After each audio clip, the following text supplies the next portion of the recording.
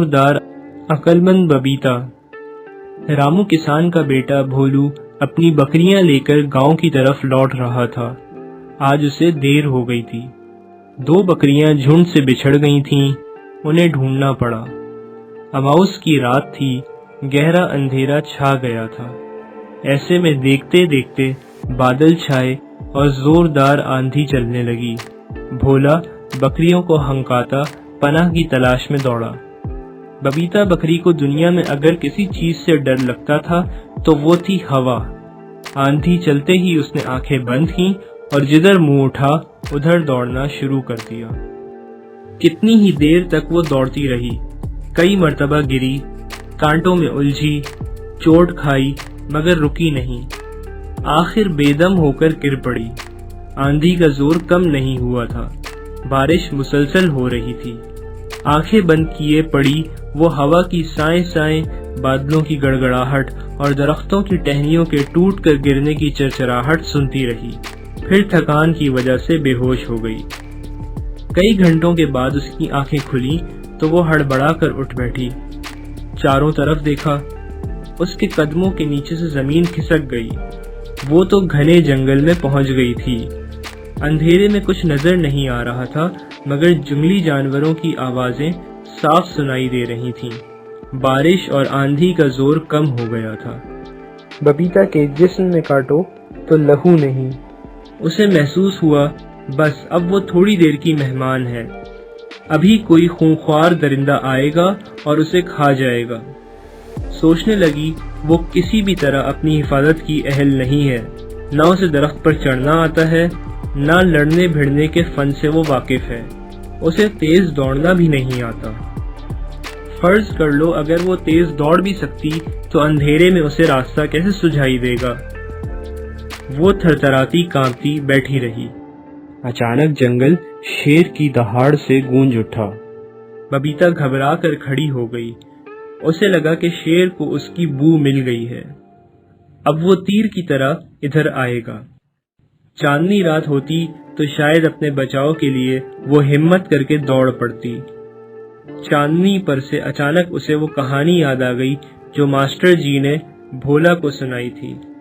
گاؤں کے primary school کے ماسٹر جی گاؤں کے ان پڑھ لڑکوں کو خواندہ بنانے کے لیے دن رات کوشاں رہتے تھے۔ چھٹی کے روز وہ جانور چرانے والے بچوں کے پاس جنگل پہنچ جاتے اور وہیں انہیں لکھنا پڑھنا سکھاتے۔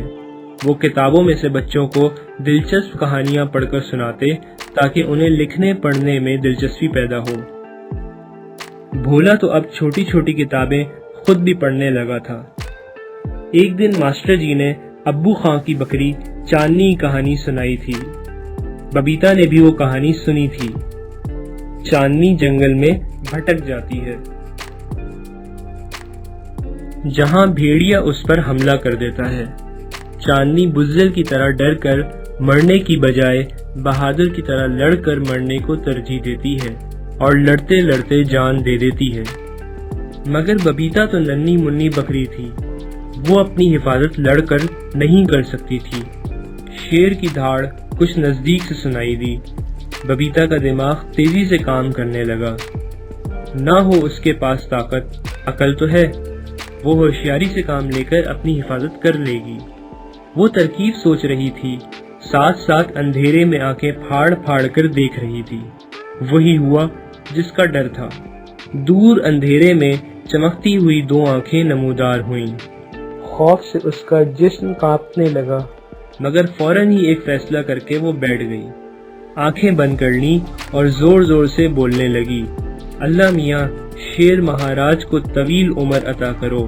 28 اللہ میاں ہمارے شیر مہاراج کو طویل عمر عطا کرو۔ 29 شیر بکری کی بو پا کر آیا تھا، ابھی ہرن کے بچے کے ملائم گوشت کے ناشتے سے فارغ ہوا تھا۔ بکری کھانے کی اسے جلدی نہیں تھی، اس لیے جھاڑی میں تجسس سے ببیتا کو دیکھنے لگا۔ ببیتا بولتی جا رہی تھی، اللہ میاں ہمارے مہاراج کو طویل عمر عطا کرو۔ 47 تم کون ہو؟ شیر نے جھاڑی میں چھپے چھپے دریافت کیا۔ ببیتا آواز کی غرض سے سہم گئی، پھر دل کڑا کر کے بولی، बकरी हूँ, दिखाई नहीं देता? बीच में बोलकर मेरा ध्यान न बटाओ, मैं बहुत अहम वजीफा कर रही हूँ। ये कैसा वजीफा है? क्यों कर रही हो? किसके लिए कर रही हो? शेर ने सवालात की बौछार कर दी। ये दराजी उम्र का वजीफा है, जंगल के राजा शेर महाराज के लिए कर रही हूँ। क्यों कर रही हो? शेर ने बेताबी से पूछा। क्यों क्यों क्या लगा रखी है? बबीता बिगड़ कर बोली। मुझे जल्दी से वजीफा मुकम्मल करके जाने दो। कोई जंगली दरिंदा आ गया तो मुझे खा जाएगा और महाराज की जान की हिफाजत ना हो सकेगी। सुनो, हम ही जंगल के राजा हैं। शेर उछलकर सामने आ गया। अब पूरी बात बताओ।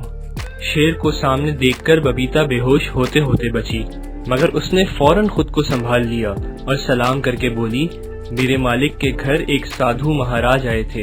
रात को सबके सो जाने के बाद वो हम जानवरों के बाड़े में आए। हमसे बोले कि जंगल के राजा शेर की मौत का वक्त आ गया है, मगर तुम में से कोई हिम्मत करे तो उनकी जान की हिफाजत हो सकती है। सब जानवरों ने खामोशी इख्तियार कर ली। फिर क्या हुआ? शेर ने तजस्सुस से पूछा। फिर क्या? मैंने अपने आप को पेश कर दिया, बबीता फख्र से बोली। शाबाश, हम तुमसे खुश हुए, आगे कहो, शेर ने कहा। साधु महाराज ने मुझसे कहा कि अमाउस की रात में जंगल में जाकर 101 मरतबा दराजी उम्र का वजीफा करने से मौत टल जाएगी। बबीता रुकी, फिर बोली, आपने वजीफे में खलल डाल दिया। अब जल्दी से वजीफा मुकम्मल करके मुझे अपना फर्ज पूरा करने दें। कोई दरिंदा आ गया तो मुझे खा जाएगा। किस में इतना दम है जो तुम्हें हाथ लगा सके? तुम वजीफा मुकम्मल करो, हम यहीं बैठकर तुम्हारी हिफाजत करेंगे। बबीता ने इत्मीनान की सांस ली, बैठकर आंख बंद कर ली। आहिस्ता आहिस्ता होंठ हिलाती जाती थी, बीच बीच में एक दो बार जोर से बोल देती, अल्लाह मियाँ हमारे शेर महाराज को तवील उम्र अता करो। 57। रात गुजर गई, सुबह का उजाला फैलने लगा। बबीता ने कान खड़े किए। थोड़ी देर बाद उसे भोला की आवाज सुनाई दी। वो उसे ढूंढ रहा था, पुकार रहा था, बबीता बबीता। बबीता ने जल्दी जल्दी कहा, अल्लाह मियाँ हमारे शेर महाराज को तवील उम्र अता करो। 98। भोला की आवाज नजदीक आती गई। बबीता ने जोर से कहा, अल्लाह मियाँ हमारे शेर महाराज को तवील उम्र अता करो। 101 और खड़ी हो गई। कहा, शेर महाराज, अब आप बेफिक्र होकर यहाँ से तशरीफ ले जाएं। गांव वाले मेरी तलाश में इधर आ रहे हैं। वो रही बबीता। बबीता को देखकर भोला ने दूर ही से नारा लगाया। आवाज सुनकर शेर पल भर में नजरों से गायब हो गया। बबीता छलांग मारकर भोला के पास पहुंच गई। वो सोच रही थी, जब मैं अपने नन्हे मालिक को बताऊंगी कि किस तरह जंगल के राजा ने खुद तमाम रात पहरा देकर मेरी हिफाजत की है, तो वो यकीनन मेरी अक्लमंदी से खुश होगा।